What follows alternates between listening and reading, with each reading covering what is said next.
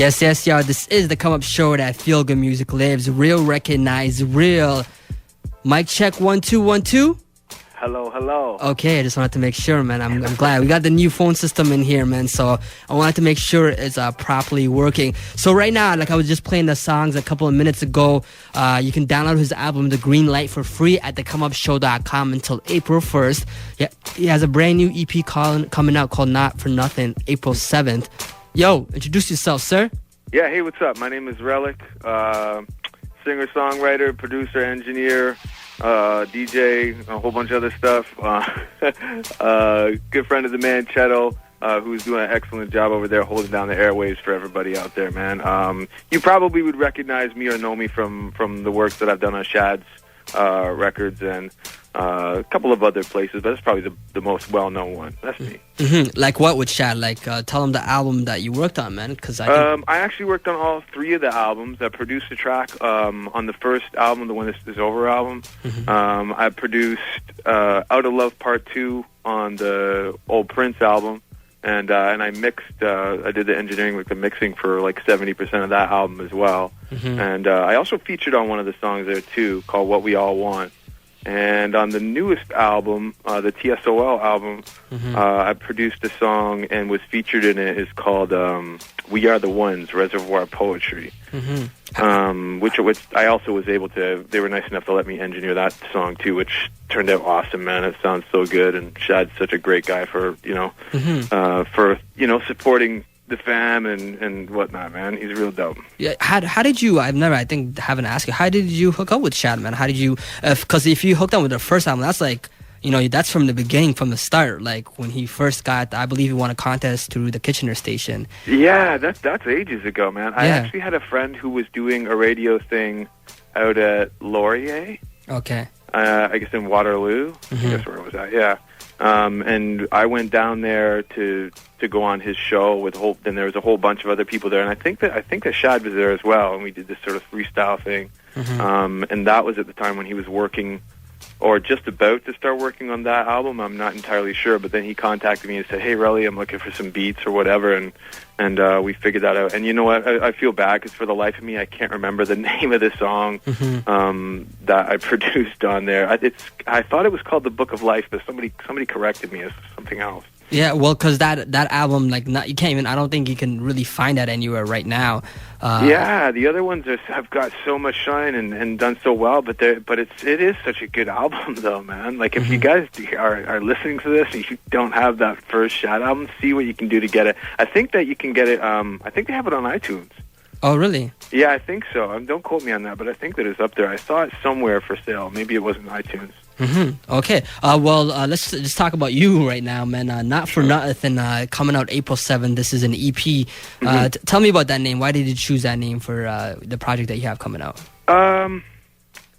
There's a number of reasons that I chose that name. I think partially because I'm a hip hop head from when I was in grade 5 times. So been a long time listening to hip hop and grew up sort of through the golden era of hip hop and got to see hip hop go through a whole bunch of different changes. And now in the age that we live in, it just seems that either people are either out for fame or money or whatever. And mm-hmm. you know what, man? I don't dog people for that, man. People have their own issues and their own decisions to make, and with regards to how they want to do their thing. But when I look at it, I just thought, man, this what I do with this music really has to mean something to people. Like, it really has to have like a definition behind it, instead of just go to the club and bop around and pick up girls or whatever it is that you do to some of the other hip hop that's out there, or stuff that's called hip hop. And hip hop is such a great thing because it has so many different like sort of subgenres within it, and I love it so much that I don't want to knock any of those. It's just like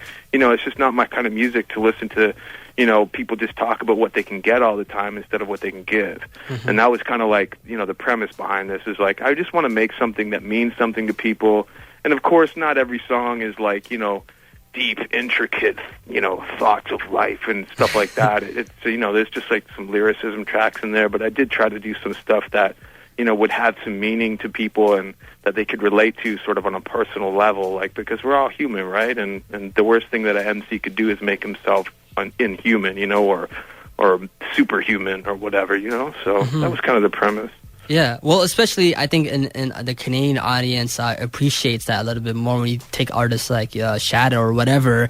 The artists who are really being successful are the ones who are just real and just straight up, like they, you know, like you said, and they don't act like they're inhuman or better than everybody else. Because I don't know, maybe in the American markets or the American music, it's like that. Like I have this, I have that, and that's just, you know, for the moment. But what, you know, when you think about the artists that make a real difference, those are the type of artists, right? That give, like you said, instead of... Yeah, that's right. And I think it's just about, I mean, it's a good feeling to know that when you're actually releasing a project, you know, no matter how successful or unsuccessful it may be, it's a good thing to just feel like you did what was in your heart and you didn't just do stuff for any kind of other reason other than, you know, you love what you do and you just want to entertain people and have a good time, and you know what I mean?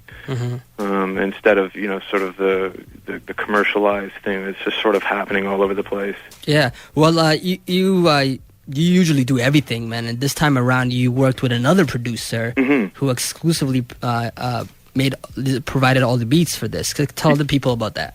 Yeah, that's right. Actually, I met a guy named Elijah Blue who has this crew called Basement Theory. Before I even started working on the Greenlight album, which is ages ago, and when I did a first album called It's All Relative, and he got that, and we linked up through MySpace, and he introduced me to, he's a producer, and he introduced me to another guy named Scarlem D, who is also a producer. And me and Scarlem had been, I still keep in touch with those guys, and Scarlem had been, you know, just sort of sending me, you know, beat packages. I'm like, here, dude, check this out, see what you think. And he just sent me an overwhelming amount of beats until I was like, hey, I got to check this out and just, you know, sort of siphon through it. And I'm super, you know, hyper picky. And like you say, because like the Greenlight album is entirely self-produced, like I produced every song on there. So, you know, because of that, I have the tendency to be like, you know, ridiculously picky. So out of the many, many beats that he sent me, I actually sort of finalize it down to 5 tracks, and then just before we were going to get it mastered, he sent me one more track that was like a super banger, and I said, okay, this has got to fit in there too. So we quickly sorted that out. So it's a 6-song EP, like you say, entirely produced by Scarlem D, and I just, you know, basically just sat down, and I found it really easy to write these songs to his beats, because when you write songs, your own beats, sometimes it's kind of like after working on the beat itself for so long, it kind of feels lackluster and you don't know what direction it takes. So it was a fun project to work on, man. And would you say it takes the freshness out of it? For example, when like somebody who worked on it is just, you know, all you got to do is click play and listen and then write to it. Yeah. Well, that's exactly it, man. As soon as I heard these beats, I was like, hey, these are the concepts that I'm going to put on it. And as an artist, I find that to be the most difficult spot, you know, to get through, is just finding a good concept and something that's, you know, something that's going to have some longevity to it and not just some flash in the pan, you know, yay hip-hop or whatever, you know? Yeah. So you're releasing this April 7th. Tell the people more details about this. You're having an event in Toronto and also where they can cop it when it comes out. Yeah, that's right. Well, we're doing the Not For Nothing release party. It's an event on Facebook that you can check out right now. So if you just look up Relic or look up Not For Nothing, you're going to find the event on there. It's at Revival Bar, which is on College Street, right close to the Mod Club. It's at College and Shaw in Toronto. And I'm going to have my boy Direct, who is so dope. And if you haven't heard of Direct, then you're soon to hear of him, man. He's so great. He's going to be doing a short set before my piece. And I also have the infamous DJ X from, I don't know if anybody out there remembers the Power Move show, but in Toronto, that was like, through the mid-'90s, that was like going to school on Saturdays for me, man. It was like 1 to 4 every Saturday. It was all the golden era hip-hop stuff played on that show. And then through the way things worked out, I was lucky enough to be able to connect with him, and he heard the music and was like, dude, this is dope. I want to get on board. So he's going to be spinning hip-hop for the night. And I got my boy Sean Prominent, who's going to be hosting it as well, which is super dope as well, man. He's a great character, and he'll do a great job too.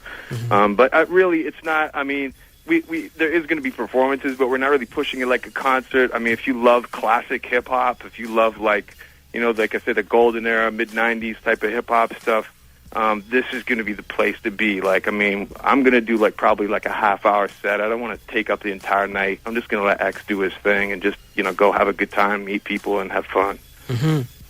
Yeah, man. So, and also, it's all we have the poster up at thecomeupshow.com. When people click on that event poster, it goes directly to the Facebook as well, too. Oh, that's dope, man. That's really great, man. Yeah, man. That's dope. And you know what? For all those people that are out there that are artists that are tuning in and listening, you need to get in touch with Cheto because he's the man in terms of getting stuff out there and getting people's names known. And if you're paying attention to what's going on in the Come Up Show on the radio, you need to hit up the blog and the website and everything, too, because there's so much great, good information on there about what's happening in hip-hop right now. So get at your man, Cheto. He's a dude. And I have to say thank you. Like, while we're on there, I have to say thank you for everything you've done, man. It's really been good. No problem. That's why, man. That's the reason why I do what I'm sitting down right now in the studio is because my love for the music. That's the reason why, right? So thank you to you and people like you who make this great music for me to be able to do something like this, right? So we're all connected, we all help out each other, and it's all a greater purpose that we're doing it for. So thank you, hip hop. I'll say that. You know what I mean? Oh yeah, man. I'm so thankful, man, dude. I don't really have a penny to my name, but I'm living the life, man. I get up in the morning and make music, and you know, I mean, it's been so good, man. So I got to give thanks still, you know. Yeah, so that's why I'm stressing to the people. Go visit thecomeupshow.com and go download the Green Light album. Get to your introduction if you don't already know who Relic is. It's free. No attachments. So So at least go check it out. I mean, what do you got to lose? Or, you know, a couple megabytes on your computer. You can always wipe it off if you don't like it. But I think you'll enjoy it. So. And the music, props on the music video as well. Time Machine remix is doing really well.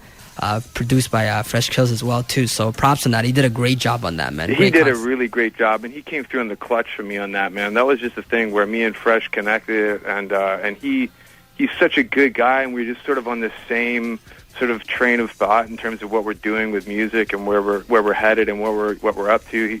We just connected, and I felt like I met like a long lost brother, and he was and I was like, dude, you want to do a remix for this? He hit me back in a couple of days, and I was like, oh, man, this sounds so good. And that's when we said, you know what, we're going to use this version for the video instead of the original version, which I'm happy about, too, because now people that know the song Time Machine from when they had the album before the video came out, they also have something new to listen to as well. So it worked out so well, man. And like you say, man, it's only been up 2 weeks, and it's got 2,000 views already, which for me, that seemed like a milestone, man. I don't really know how that rates in terms of what's going on I wanted to tell you there's another a website called Rapzilla. They also uploaded to their own YouTube channel. It's got almost 1,000 views there too. I forgot to tell you that as well. So dope. Yeah, so there's another I guess I don't know where they're from, the States or Europe, but you're getting a lot of love on there as well too. I'm gonna send you a lot of links. But yeah, to the people out there though, I'm gonna start playing Plan A. You want to tell me about this? This is Plan A. I like what. Dope. Yeah, that's actually the last song that we did. He sent me that beat, and I heard it, and I was like, oh my gosh, I got to quickly make this song so we can get it on the EP. And then me and my boy DJ Versatile sat here for a few hours one night, sort of going through cuts and figuring out how the structure would go for the cuts and everything. And we ended up trading off cuts, with one another. He did some of the cuts, and I did some of the other cuts.